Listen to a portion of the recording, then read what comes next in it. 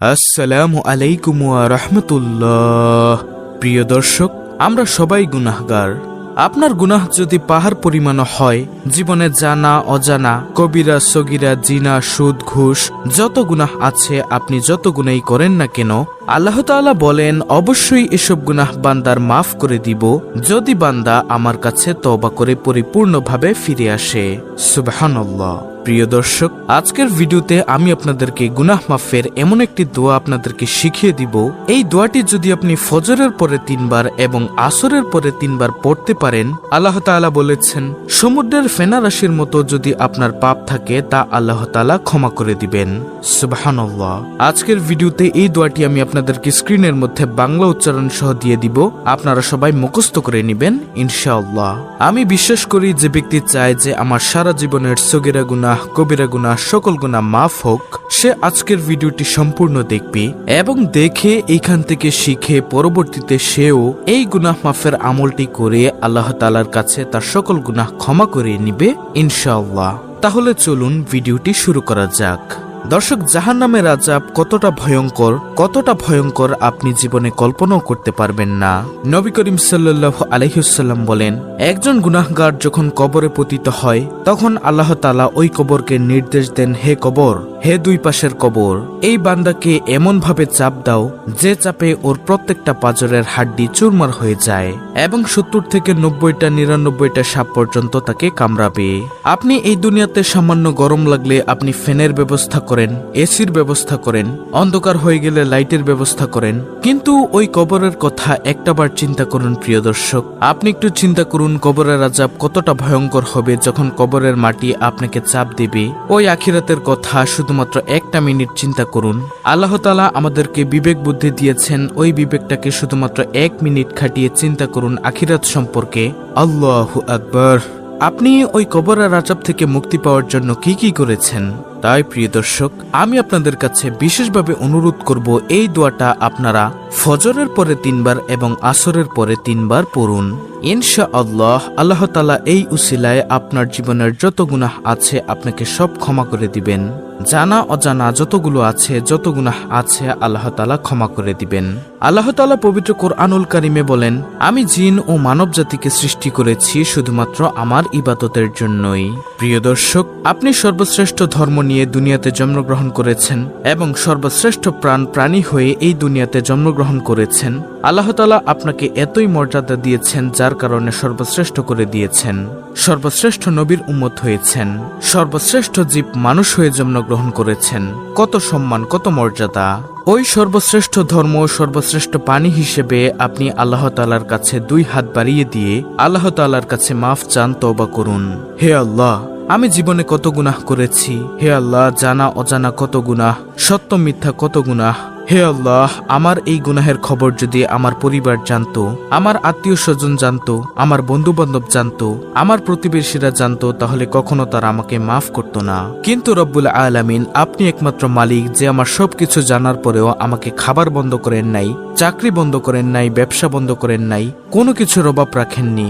হে রব্বুল আলামিন, আপনি এক এবং অদ্বিতীয়। রব্বুল আলামিন, আপনার কাছে পরিপূর্ণ ঈমান রেখে আমি আপনার কাছে মাফ চাচ্ছি। এভাবে মুনাজাত করুন, এই দোয়াটা করুন। আমি আপনাদেরকে শ্রেষ্ঠ সময় এবং উপায়টা বলে দিচ্ছি গুনাহ মাফের। প্রিয় দর্শক, আপনারা তাহাজ্জুদের পরে আল্লাহ তাআলার কাছে বেশি বেশি নিজের জন্য দোয়া করুন, বাবা মার জন্য দোয়া করুন, গুনাহ মাফের জন্য দোয়া চান। কেননা শেষ রাতে আল্লাহ তাআলা প্রথম আসমানে নেমে আসেন এবং বান্দাদেরকে ডাকেন, হে বান্দা, তুমি আমার কাছে কি চাও, কি লাগবে তোমার, আমি তোমাকে তা দান করব। এভাবে আল্লাহ তাআলা প্রথম আসমানে নেমে আসেন। সুতরাং নামাজ পড়ুন 5 ওয়াক্ত, তাহাজ্জুদ পড়ুন, দোয়া পড়ুন এবং ইস্তেগফারের সাথে লেগে থাকুন। আল্লাহ তাআলার ইবাদত একটার সাথে আরেকটা কানেক্টেড থাকুন। দেখেন, আপনি যদি আল্লাহ তাআলার প্রিয় বান্দা হয়ে যান, ইনশাআল্লাহ আপনার মনের যত আশা আছে, আপনার যত বিপদ আপদ আছে, আপনার যত সমস্যা আছে, আল্লাহ তাআলা সবকিছু সমাধান করে দিবেন। এবং আমি আপনাদেরকে বলবো এই দোয়াটা ফজরের পরে 3 বার এবং আসরের পরে 3 বার আমল করার চেষ্টা করবেন। আল্লাহ তাআলা অবশ্যই আপনার জীবনের সকল গুনাহ মাফ করে দিবেন। তাহলে চলুন কথা না বাড়িয়ে সেই দোয়াটি শিখে নেই। খুব সহজ এবং পরিচিত একটি দোয়া। দর্শক, প্রথমে আমি আপনাদেরকে গুনাহ মাফের দোয়াটি শিখিয়ে দিচ্ছি, তারপরে আমি আপনাদেরকে নিয়মাবলী শিখিয়ে দিব। সেই ফজিলতপূর্ণ গুনাহ মাফের দোয়াটি হলো আস্তাগফিরুল্লাহাল্লাযী লা ইলাহা ইল্লা হুয়াল হাইয়ুল কাইয়্যুম ওয়া আতুবু ইলাইহি। প্রিয় দর্শক, আমি আবার বলছি, আস্তাগফিরুল্লাহাল্লাযী লা ইলাহা ইল্লা হুয়াল হাইয়ুল কাইয়্যুম ওয়া আতুবু ইলাইহি। এই দোয়াটির অর্থ আপনারা দেখুন। অর্থ হলো, আমি আল্লাহ তাআলার নিকট ক্ষমা প্রার্থনা করছি, যিনি ব্যতীত আর কোনো ইলাহ নেই, তিনি চিরঞ্জীব, চিরস্থায়ী, এবং তার নিকট তওবা করছি। আল্লাহু আকবার। দেখুন প্রিয় দর্শক, কত সুন্দর একটি দোয়া। তো এখন হলো মূল আলোচনা। এটি আপনি কখন পড়বেন, কোন সময় কতবার পাঠ করতে হবে। দর্শক, এর নিয়মাবলী হলো, এই তওবা ইস্তেগফারের দোয়াটি আপনি পড়বেন ফজরের নামাজের পরে 3 বার এবং আসরের নামাজের পর 3 বার। আস্তাগফিরুল্লাহাল্লাযী লা ইলাহা ইল্লা হুয়াল হাইয়ুল কাইয়্যুম ওয়া আতুবু ইলাইহি। কত সুন্দর একটি দোয়া। আমি আল্লাহ তাআলার নিকট ক্ষমা প্রার্থনা করছি, যিনি ব্যতীত আর কোনো ইলাহ নেই, তিনি চিরঞ্জীব, চিরস্থায়ী, এবং তার নিকট তওবা করছি। আল্লাহু আকবার। প্রিয় দর্শক, বাংলা উচ্চারণ সহ দোয়াটি আপনারা স্ক্রিনশট নিয়ে নিন। এই ইস্তেগফারটি যদি আপনি পড়তে পারেন, তাহলে সমুদ্রের ফেনারাশির পরিমাণ গুনাহ থাকলেও আল্লাহ তাআলা আপনার গুনাহ মাফ করে দিবেন। দেখুন, অন্যান্য দোয়া করলে, আমল করলে কিন্তু আপনার সওয়াব হবে এবং সগীরা গুনাহ মাফ হবে, কিন্তু আপনার কবিরা গুনাহ কিন্তু আল্লাহ তাআলার কাছে তওবা না করলে মাফ হবে না। তাই আপনি এই দোয়াটি যে সময় বলে দিয়েছি ওই সময় পড়তে পারেন, অথবা আপনি এই দোয়াটি মোনাজাতে পড়তে পারেন। মোনাজাতে আল্লাহ তাআলার কাছে কান্নাকাটি করে আপনার গুনাহের জন্য অনুতপ্ত হয়ে আল্লাহ তাআলার কাছে ক্ষমা চাইবেন, দোয়াটি পড়ে তওবা করবেন। তবে অবশ্যই মোনাজাতের আগে দুরুদে ইব্রাহিম পড়ে নেবেন 3 বার 3 বার করে, অর্থাৎ মোনাজাতের শুরুতে 3 বার দুরুদ শরীফ পড়বেন এবং মোনাজাতের শেষে 3 বার দুরুদ শরীফ পড়বেন। ইনশাআল্লাহ আশা করি আল্লাহ তাআলা আপনার গুনাহ মাফ করে দিলেও দিতে পারেন। কিন্তু এখানে একটি কথা হলো, আপনাকে তওবার মতো তওবা করতে হবে। আপনি যদি দোয়াটা পড়ে আল্লাহর কাছে ক্ষমা চেয়ে যদি আবার গুনাহে লিপ্ত হয়ে যান, কবিরা গুনাহ করেন, শিরক করেন, তাহলে কিন্তু আপনার তওবা কবুল হবে না। এজন্য তওবার মতো তওবা করতে হবে, তাহলেই আপনি আল্লাহ তাআলার কাছে ক্ষমা পাবেন, কবরের আযাব, জাহান্নামের আযাব থেকে রক্ষা পাবেন।